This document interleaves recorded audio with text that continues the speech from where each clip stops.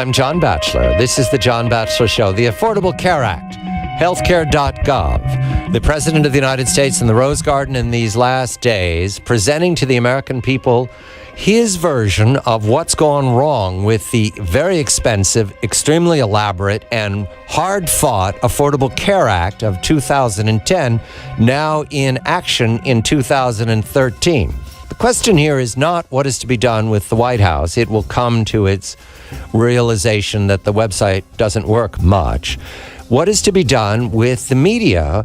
And I follow Jennifer Rubin on this. She writes a very witty blog at the Washington Post, Right Turn, and she files every 20 minutes, but I pick out the ones that I like especially, and I'm glad she could join tonight after working hard all day. Jennifer, a very good evening to you. The story I like right now is the most esteemed colleagues in the media, Jonathan Karl of ABC News, you mentioned MSNBC's Chuck Todd, all of them coming to realization that there's a story here, that the failure of the healthcare.gov to make sense, that the failure of the Obama administration to act on its own digital genius is part of the problem. Jennifer, was this all yesterday? Did it just everybody's light bulb go off yesterday in the Rose Garden? Good evening to you. Well, good evening. It's nice to be here, John. I think yes and no. I think that awful performance really kind of brought it to a head because it was so obvious he was spinning.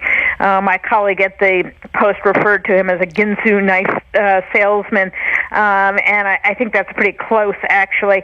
So I think it was that appearance in the Rose Garden, and I think it's another thing, too, which has been carried out all day long and is continuing on with Kathleen Sebelius, the HHS secretary, and that is these people are completely stonewalling. We don't know how many people were enrolled. We don't know the nature of the problem. We don't know how many people were hired to fix the problem. We don't know if anyone was hired to fix the problem. They have no basis whatsoever. This isn't a national security issue. There's not an executive privilege. They screwed up, and they don't want to tell us about it. And that, just doesn't work in our system. And what's going to be really interesting is not only the media, but are the Democrats in Congress going to feel the heat, and are they going to start doing their real job, which includes oversight? There's a clock running, Jennifer. You refer to it. The clock is how long before the Obama administration concedes that a delay, diplomatic word, an extension of the sign-up period, an extension. That's just sort of like what everybody remembers when they didn't get the paper in, they go and seek an extension. They'll be one grade down for turning it in 2 weeks late. When the extension talk gets to be a roar, what's your sense? You're there in Washington. Has the extension talk started in the Democratic caucus yet? It has in little bits and pieces. Shaheen, the senator from New Hampshire, Jeanne Shaheen, recommended that today, for example, and she's no outlier. She's not exactly a right-winger in the Democratic Party. So I think it's becoming more and more evident. You have very inconvenient facts for them, like the Spanish language website isn't working at all. Right. That's pretty major constituency for them.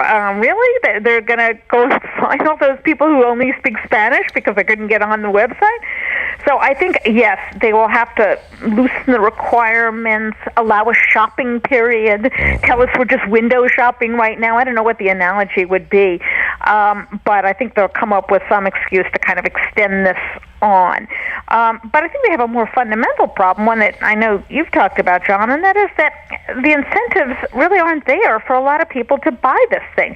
It's not a good product, as the president kept saying the other day. It's a rotten product. First of all, a lot of people don't want to buy the product. They're young, healthy people who self-insure, and they have no interest in it.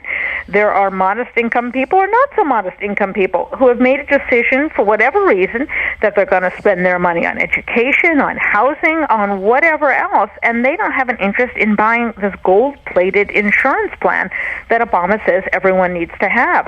And no matter what the subsidies, and in some cases they're non-existent, in some cases they're just too minimal, they're not going to get people to buy this.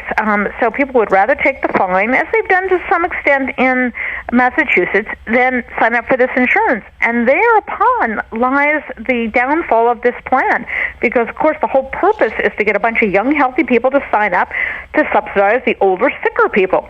And if that doesn't happen, the whole thing begins to implode. And I think that's exactly where we're headed. It's a cruddy product.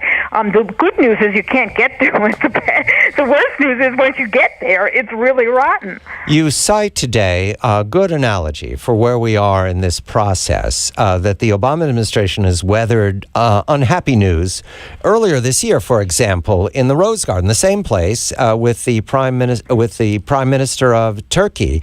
The president weathered, with a little rain, the investigation at the IRS. It went away entirely. In fact, what IRS? What are they talking about? So that worked then. Will it work now with the performance yesterday, and then a week from now we can move on to another topic and the media doesn't come back and ask questions? I don't think so, in part because this isn't a matter of sort of hidden bureaucrats in the woodwork someplace. This is the president's signature plan. Right. This is what he has really run his entire administration on, and what he suffered a loss of the House on, frankly, in 2010. This is it for him. This is the whole enchilada. And if the whole enchilada doesn't work, and he knew it didn't work, and it is causing great inconvenience and great upset to many, many people, the media is forced to cover it. And frankly, although I don't want to go back and dig up old skeletons or not so old skeletons, thank goodness that the shutdown is over and out of the way, because it just shows you when that is not on the front pages, the media swoops onto this story. They can handle about 1.5 stories a day, and this is about 1.2, and they have a little bit left over for some other things. But this really is a full-time story. It's a bad story for them. Congress is going to get into the act, and I think Democrats are as well. I think they're going to feel compelled not to block and tackle for the administration, but to do a little oversight and figure out what the heck is going on. The delay, that word delay, drives Mr. Carney from the room.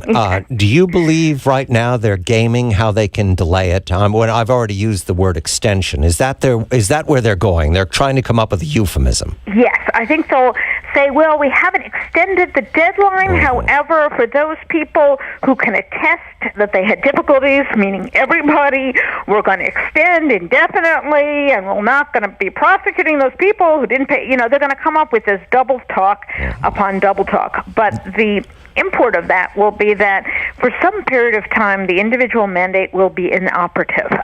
Whether you get insurance or not, you're not going to be... But that means young people don't sign up, and because they don't sign up, that's the famous death spiral, my new metaphor for the moment. Yes. We don't need the death battle, we have the death spiral, John, which is much better from my point of view, actually. Goodness knows we don't want people dying. And so then the prices a year from now climb because there are not enough young people because the deadline has been extended. Correct. And virtually nothing about this plan has worked out as planned. Right. But if this goes down the road, this is really kind of, I think, the beginning of the end. We've, of course, had other parts of this statute postponed because they were unworkable or not ready. We've had the unintended consequence, at least I hope they're unintended consequences, of people getting dropped from insurance, of the conversion of full-time people to part-time work. There's a lot of bad things that have come out of this. But this really goes to fundamentally, does it work? Does this idea of forcing people to buy things work? And Jennifer Rubin, writing Right Turn for the Washington Post. Extension. Try it out. Extension, not delay. Extension. I'm John Batchelor.